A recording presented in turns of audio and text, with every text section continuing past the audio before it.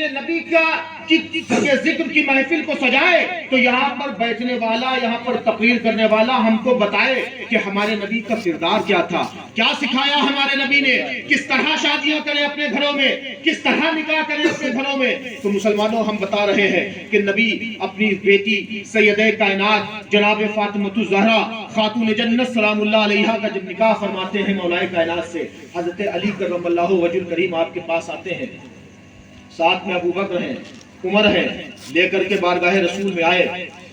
ہم کو نکاح کی جو تعلیم لینا ہے وہ نبی کے در سے، تو نبی نے جب اپنی بیٹی کا نکاح کیا تو کیسے کیا یہ ہم کو سننا پڑے گا کہ نہیں؟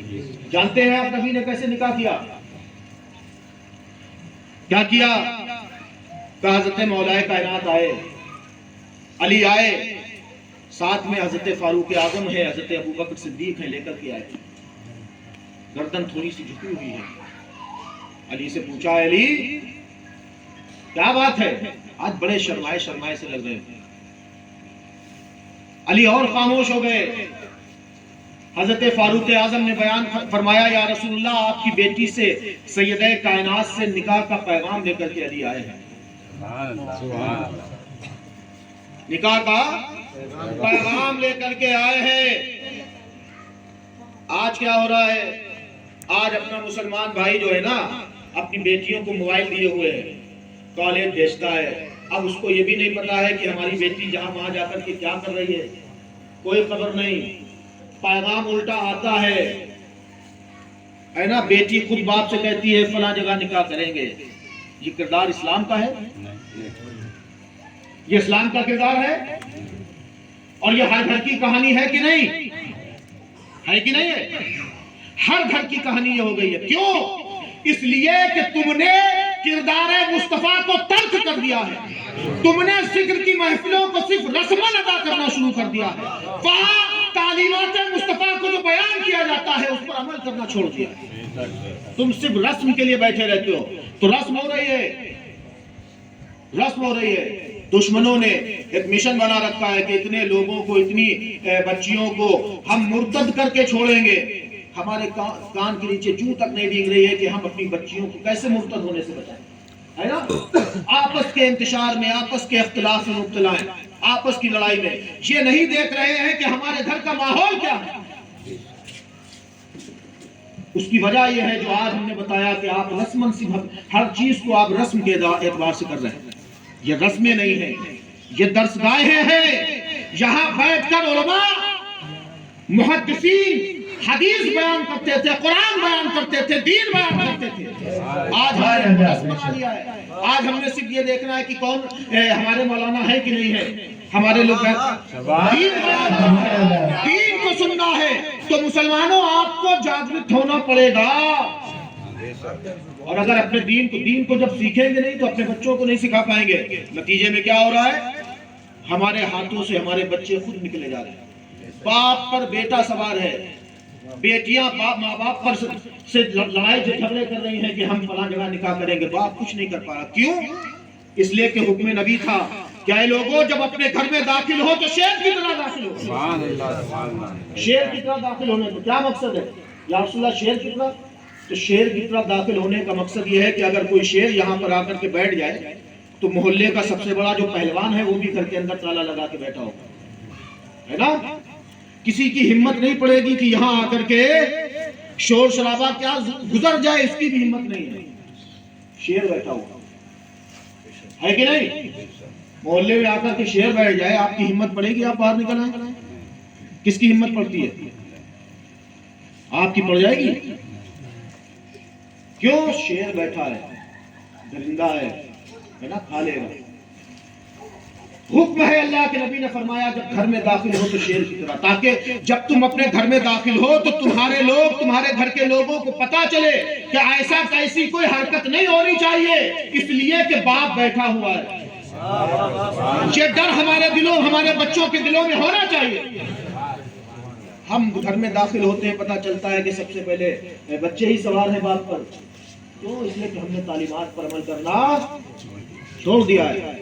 اور جب لوگ اللہ کے اور اللہ کے نبی کی بتائی ہوئی باتوں پر عمل کرنا چھوڑ دیتے ہیں تو اللہ پاک ان کو بھی چھوڑ دیتا ہے۔ اور جو اللہ کی پناہ سے نکل جاتے ہیں تو مسلمانوں وہ شیطان کی پناہ میں چلے جاتے ہیں. اللہ خود فرماتا ہے اے لوگوں جو میری پناہ سے نکل گئے پھر میں ان کا ذمہ دار. اب تم اللہ کی پناہ سے نکلو گے، سب سے بڑا دشمن تمہارے پیچھے لگا ہوا ہے. ان الشیطان للانسان عدو مبین، بے شک شیطان انسان کے لیے انسان کا سب سے بڑا دشمن ہے. آپ اللہ کی تعلیمات سے، اللہ کے بتائے ہوئے راستے سے منحرف ہوئے، شیطان نے تم پر حملہ کر دیا. اب عقل بھی کام نہیں کر رہی ہے، اب فراست بھی کام نہیں کر رہی ہے، علم بھی کام نہیں کر رہا ہے، ہم اپنے گھر کے ماحول کو بچا ہی نہیں پا رہے. تو ہم کو چاہیے کہ ہم اپنے آپ کو اللہ کی پناہ میں رکھیں، نماز کے پابند بنیں، گھر میں اپنے نماز کے پابند بنائیں. تمہارے ہاں تمہاری بیویاں، تمہارے بچے نماز کے پابند ہوں. اللہ کے نبی نے فرمایا جب تمہارے بچے 7 سال کے ہو جائیں تو نماز کا حکم دو، 10 سال کے ہو جائیں تو سختی کے ساتھ نماز پڑھاؤ. اب معاملہ کیا ہے کہ باپ نماز پڑھ نہیں رہا ہے. باپ تو پوری زندگی بچوں نے دیکھا ہے کہ ایسے ہی گھومتے رہے، نماز پڑھی نہیں. تو جب باپ نماز پڑھے گا نہیں تو بیٹا نماز کیوں پڑھے گا؟ آپ باپ بیٹے سے کہے گا نماز پڑھو تو بیٹا پہلے جواب دے دے گا آپ نے تو کبھی نہیں پڑھی. تو یہ بھی ڈر ہے کہ کہیں بیٹا ہم سے یہ نہ کہہ دے کہ تم تو پڑھتے نہیں ہو. تو سب سے ضروری کیا ہے کہ پہلے ہم پڑھنا سیکھیں. ہم کو سدھرنا پڑے گا کہ نہیں؟ نماز سے دور. سب سے آگے مسلمانوں کو دیکھ لو، چوراہوں پر، بازاروں میں، ہوٹلوں پر. ہوٹل اور پان کی دکان صرف مسلمانوں سے چل رہی ہے، اس میں غیر تو آتا ہی نہیں ہے، صرف مسلمانوں سے چل رہی ہے، صرف مسلمانوں سے چل رہی ہے. ہوٹل اور چائے کی یہ پان کی دکانیں، جتنے خرافات کی چیزیں ہوں گی وہاں مسلمان آگے سب سے ہوگا. کیوں ہے ایسا؟ کیوں ہے؟ تم وہ قوم تھے جو قوم اس دنیا کے لیے رہبر بن کے آئی تھی. تم وہ قوم تھے جو قوم اسلام کی تعلیمات لے کر کے اس دنیا میں آئی ہے. عرب سے جو دین چلا، مسلمانوں رسول گرامی وقار صلی اللہ علیہ وسلم کی 63 سالہ زندگی، اس 63 سالہ زندگی میں 23 سال کی زندگی نبوت کی ہے. باقی 40 سال کی زندگی میں آپ نے اعلان نبوت نہیں فرمایا تھا.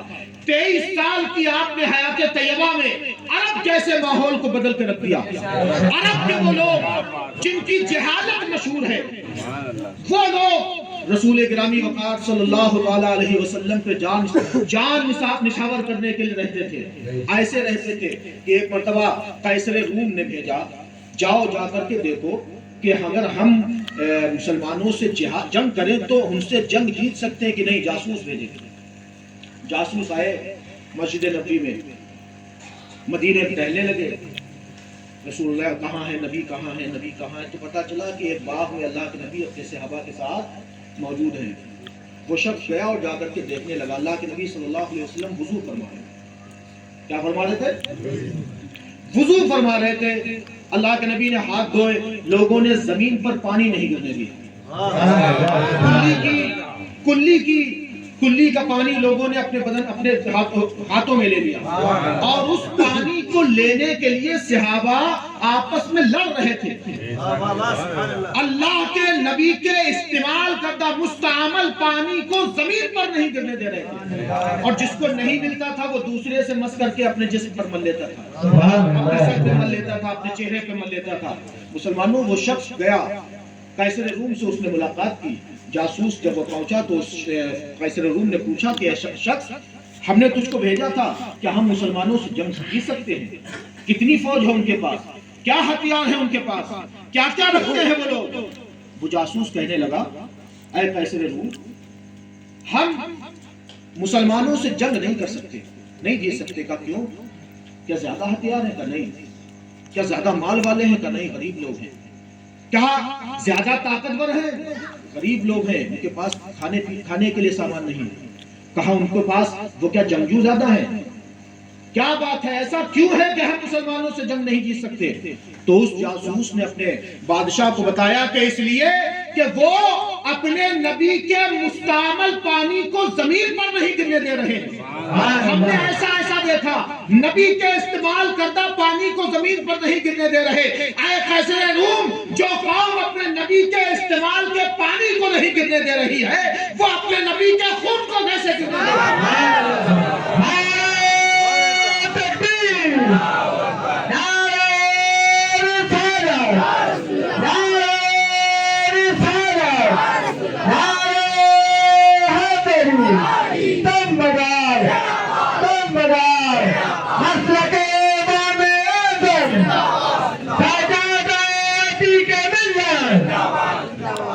یہ تھا صحابہ کا کردار. صحابہ اپنے نبی سے ایسے محبت فرماتے تھے, جان نچھاور کرتے تھے, ارد گرد رہتے تھے, جنگ کے میدان میں رسول گرامی وقار کو گھیرے رہتے تھے کہ سب سے پہلے تلوار آئے تو ہم پر وار ہو, ہم پر وار کیا جائے. ہجرت کا واقعہ سنا ہے, اپنے سے ہی سنا. اللہ کے نبی ہجرت فرما رہے ہیں, ساتھ میں کون ہے؟ ابو بکر صدیق جا رہے ہیں. کبھی سواری آگے کر دیتے ہیں, کبھی دائیں آ جاتے ہیں, کبھی پیچھے آ جاتے ہیں, کبھی بائیں آ جاتے ہیں. چاروں طرف سے حضرت ابو بکر صدیق رسول اللہ کو ارد گرد گھوم رہے تھے. اللہ کے نبی نے پوچھا, ابو بکر یہ کیا کر رہے ہو؟ کبھی آگے آ جاتے ہو, کبھی پیچھے چلے جاتے ہو, کبھی دائیں آ جاتے ہو, کبھی بائیں آ جاتے ہو. رسول اللہ صلی اللہ علیہ وسلم کے سوال پہ حضرت ابو بکر نے عرض کیا, یا رسول اللہ مجھ کو خدشہ ہے کہ دشمن آپ پر وار نہ کر دے. میں چاہتا یہ ہوں کہ اگر کوئی تیر سامنے سے آئے تو میں سامنے چلا جاتا ہوں کہ پہلے وہ تیر مجھ کو لگے. جب مجھ کو ڈر ہوتا ہے کہ دائیں سے تیر آ رہا ہے تو میں دائیں چلا جاتا ہوں, بائیں سے تیر آ رہا ہے تو بائیں چلا جاتا ہوں, پیچھے سے کوئی حملہ کر رہا ہے تو پیچھے چلا جاتا ہوں. کیوں؟ تاکہ وہ حملہ آپ سے پہلے اس ابو بکر پہ ہو. یہ ہے ابو بکر صدیق رضی اللہ تعالیٰ عنہ, یہ ہے ابو بکر صدیق رضی اللہ تعالیٰ عنہ کی محبت. ہمارے دلوں میں یہ محبت ہے کہ نہیں؟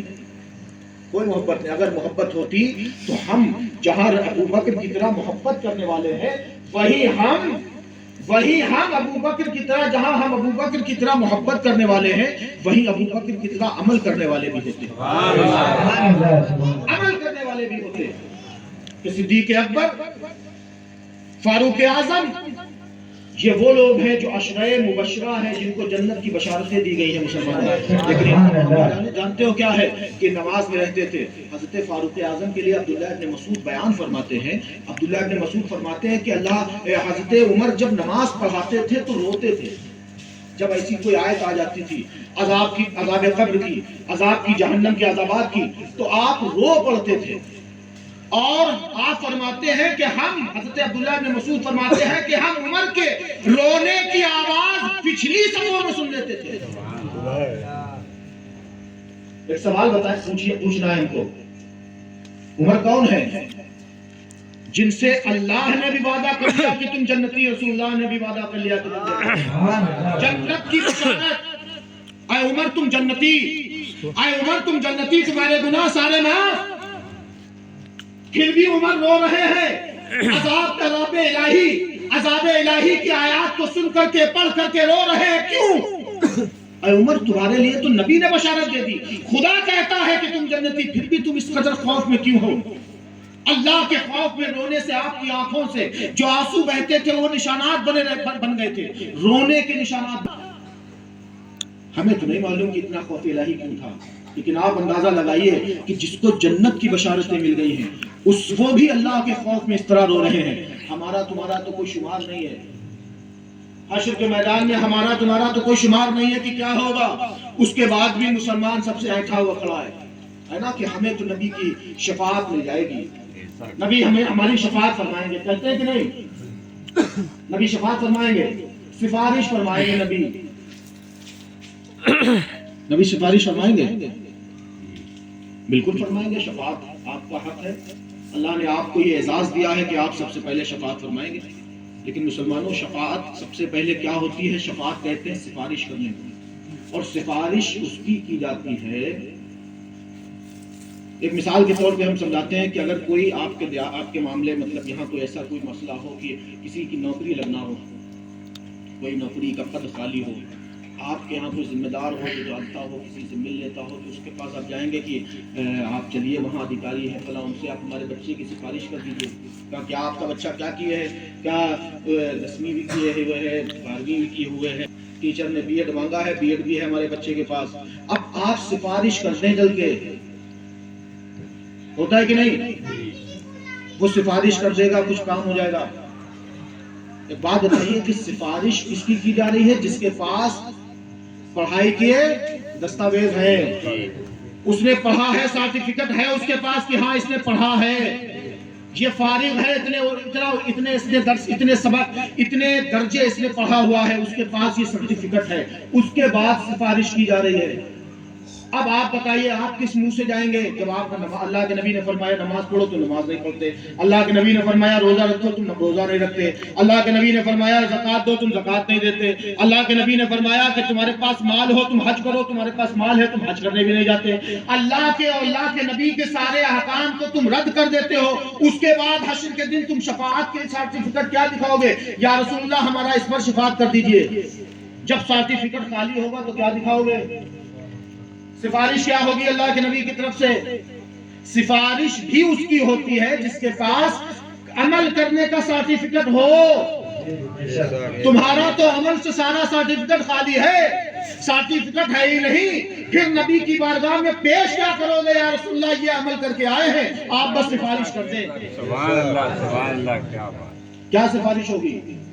شفاعت کریں گے نبی، لیکن اس کی جو رسول اللہ کے اور اللہ کے رسول کے احکام کو ماننے والا ہوگا، اللہ کے اور اللہ کے رسول کی تعلیمات پر عمل کرنے والا ہوگا، جو نماز کا پابند ہوگا، جو روزے کا پابند ہوگا، جو احکام الہی کے پابند ہوگا، شفاعت بھی اسی کے نصیب میں ہوگی۔ ورنہ بتائیں کہ آپ عشق محمد رسول اللہ کا دم بھرنے والے لوگ یہ چہرہ، یہ گنہگار چہرہ اپنے نبی کے سامنے کیسے لے جائیں گے؟ لے جا سکتے ہیں؟ تو مسلمانوں، نماز کی پابندی، احکام الہی کی پابندی ضروری ہے نا؟ تو بات کیا چل رہی تھی کہ ہم کو اپنے گھروں میں شادیاں کرنا ہے، کس سے درس لینا ہے؟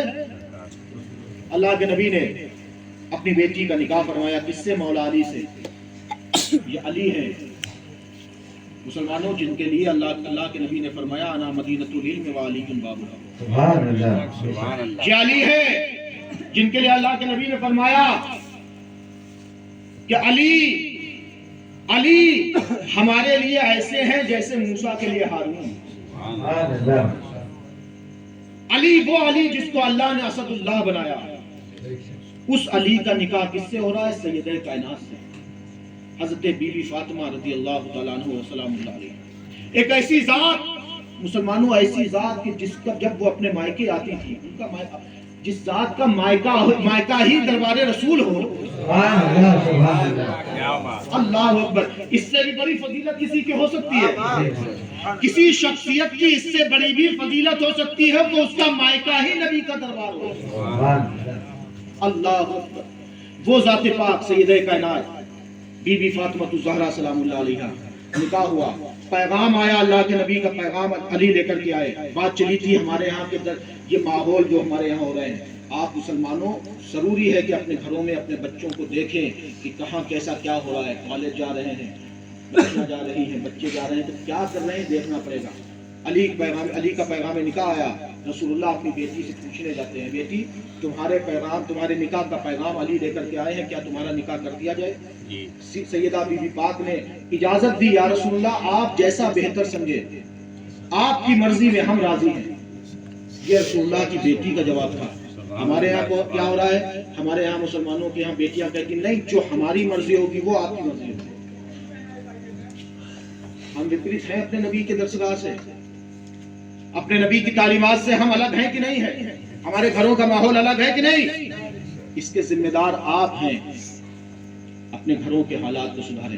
تو مسلمانوں، اللہ کے نبی صلی اللہ تعالی علیہ وسلم نے علی سے فرمایا، اے علی، ہم نکاح کے لیے تیار ہیں، لیکن یہ بتاؤ کہ تم نکاح کا مہر کیا ادا کرو گے؟ کہا یا رسول اللہ میرے پاس تو کچھ ہے نہیں ہے، کہ کچھ بھی ہو مہر ادا کرنا ہے اور ولیمہ کرنا ہے۔ کہا یا رسول اللہ آپ جو چاہیں، جو حکم دیں ہم اس کو بیچ دیں۔ ایک اونٹنی تھی، یا رسول اللہ کیا اونٹنی بیچ دیں؟ کہا علی اونٹنی نہ بیچو، اس لیے کہ وہ تمہارے لیے تجارت کے سامان ہے۔ کہا یا رسول اللہ تلوار بیچ دیں؟ کہا نہیں تم جنگجو ہو۔ کہا یا رسول اللہ پھر کیا کریں؟ کہا یہ جو زرہ ہے نا جس کو تم پہنتے ہو، زرہ، اس زرہ کو بیچ دو، تمہیں زرہ کی کیا ضرورت ہے، تم تو اسد اللہ ہو۔ علی اسد اللہ ہے، زرہ کی کیا ضرورت ہے؟ اب وہ علی وہ ہیں کہ موت بھی جس کے پیچھے سے آئی ہے، موت کی بھی ہمت نہیں پڑی، مارنے والے کی بھی، قتل کرنے والے کی بھی ہمت نہ پڑی کہ علی کا سامنے آ کر کے اس پر وار کر دے۔ نماز کی حالت میں علی کو وار کیا گیا۔ اللہ اکبر، یہ ہے اسد اللہ۔ زرا بیچ دو۔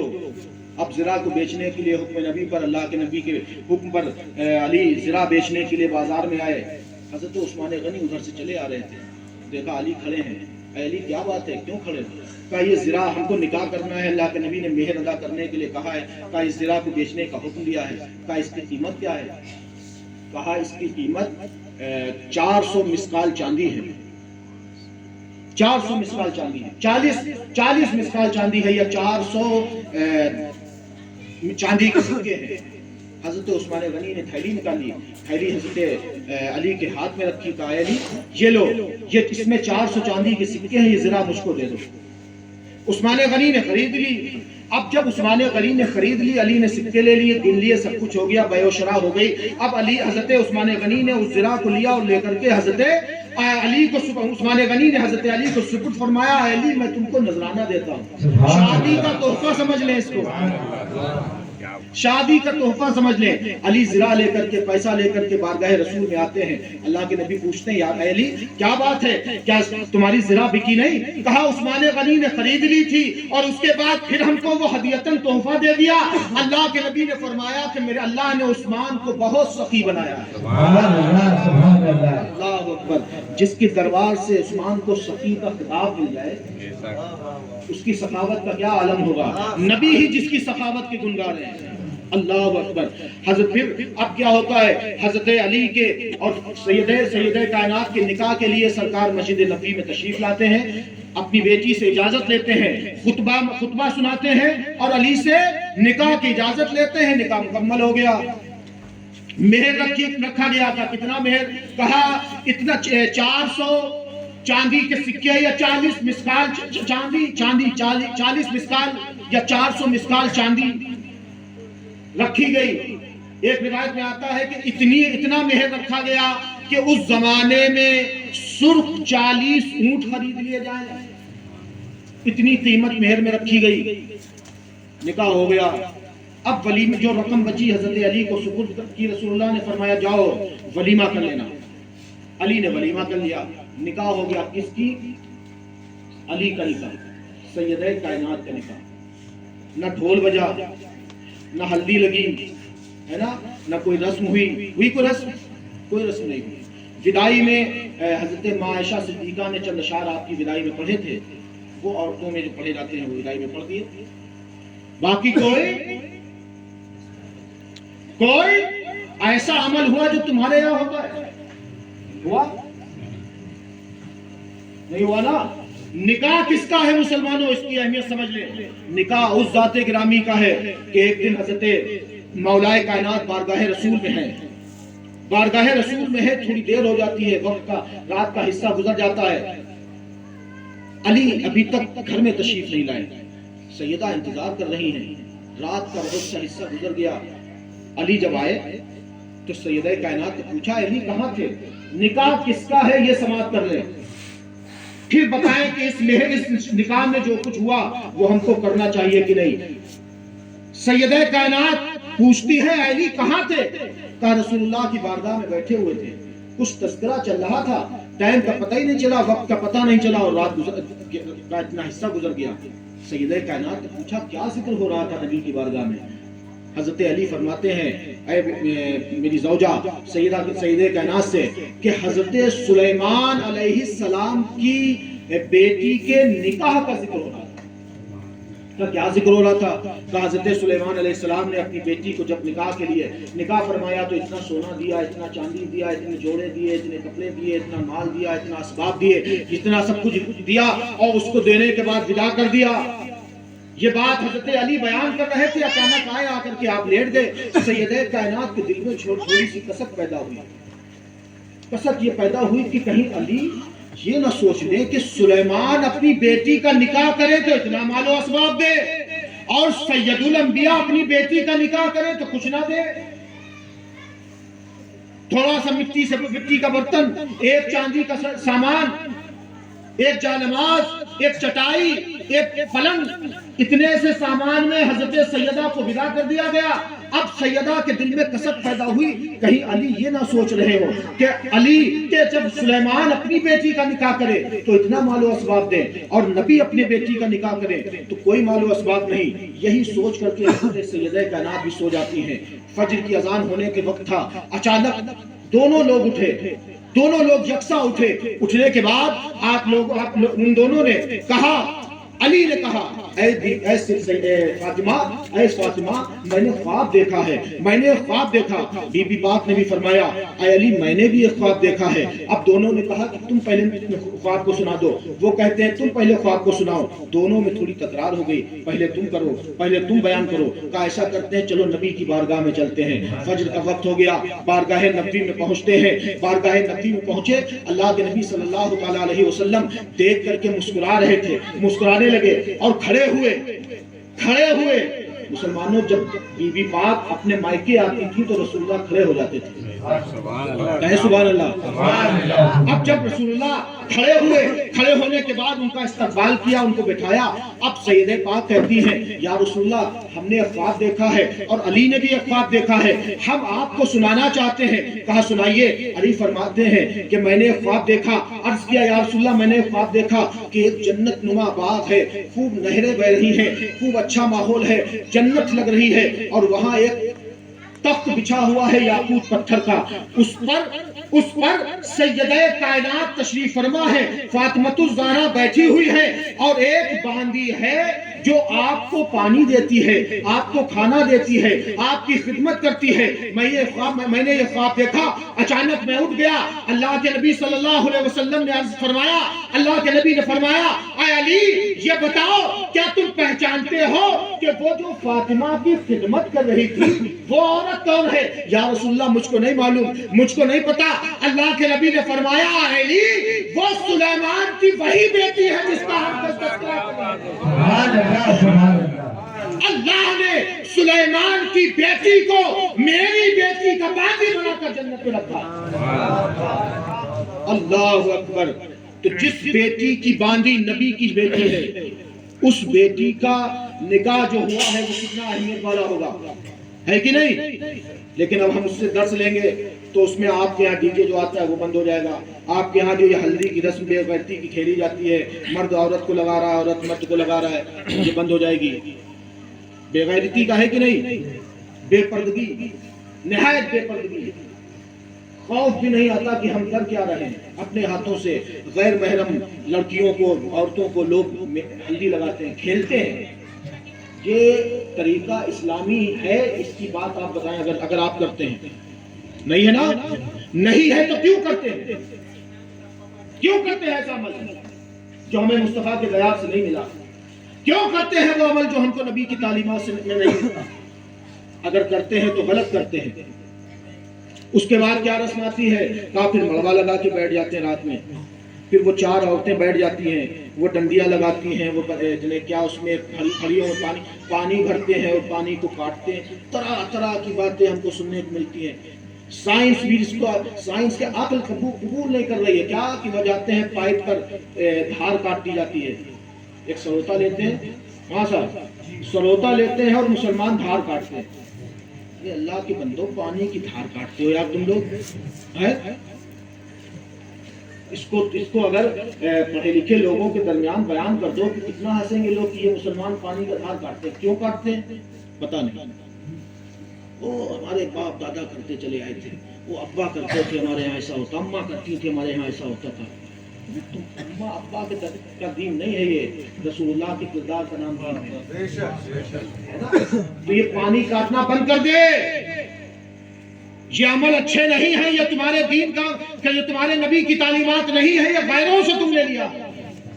یہ جو سب ساری باتیں ہیں، یہ جو کچھ بھی ہے، یہ سب غیروں کے عمل ہیں جس کو تم نے اپنا رکھا ہے دین سمجھ کر۔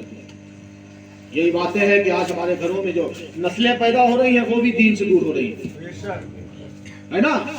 تو یہ سب رسمن ہو جائے گا، رہ جائے گا۔ اگر چاہتے ہو کہ تمہاری نسلیں اسلام پر قائم رہیں، دین پر قائم رہیں، نبی کی تعلیمات پر قائم رہیں، تو خود کے اندر نبی کی تعلیمات پیدا کرو، اپنے گھروں میں یہ شعور پیدا کرو کہ ہم مسلمان ہیں، ہم مسلمان ہیں۔ مسلمانوں اگر آپ مسلمان ہیں تو مسلمانوں جیسا کردار اپناؤ۔ اللہ فرماتا ہے یا ایھا الذین آمنوا ادخلوا فی السلم کافہ، اے ایمان والو، اے کلمہ پڑھنے والو، اسلام میں پوری طرح سے داخل ہو جاؤ، اسلام میں پوری طرح سے داخل ہو جاؤ۔ اے اللہ ایمان لے آئے تو اسلام میں داخل نہیں ہوئے، کہا نہیں، اس لیے کہ اسلام یہ ہے کہ تم نماز پڑھو، تم روزہ رکھو، تم حج کرو، تم احکام الہی کی پابندی کرو، تم تعلیمات مصطفیٰ کو اپناؤ۔ اگر تم اس سے روگردانی کرتے ہو تو تم اسلام میں نہیں ہو۔ اور جو اسلام میں نہیں ہے مسلمانوں، جو اسلام سے نکل جاتا ہے وہ اللہ کی پناہ سے نکل جاتا ہے۔ دعا کرتا ہوں پروردگار عالم ہم سب کو کہنے اور سننے سے زیادہ عمل کرنے کی توفیق عطا فرمائے۔ یہ ہمارا کام تھا جو ہم نے آپ کو بتایا، اس پر عمل کرنا آپ کا کام ہے۔ نہیں کریں گے تو حشر کے دن جب اللہ ہم سے پوچھے گا کہ تم نے اپنا فرض ادا کیا تھا کہ نہیں، تو ہم بتائیں گے کہ ہاں فلاں محلے میں، عیدگاہ کے محلے میں ہم بیٹھے تھے، چند مسلمانوں کو بیٹھا کر کے ہم نے یہ باتیں بتائی تھی اور مسلمانوں نے بڑی غور سے سنا تھا، اس کے بعد عمل کیا۔ عمل کریں گے تو ہم بتائیں گے ہاں عمل کیا، نہیں کریں گے تو آپ اس کے ذمہ دار ہوں گے۔ جزاک اللہ خیر۔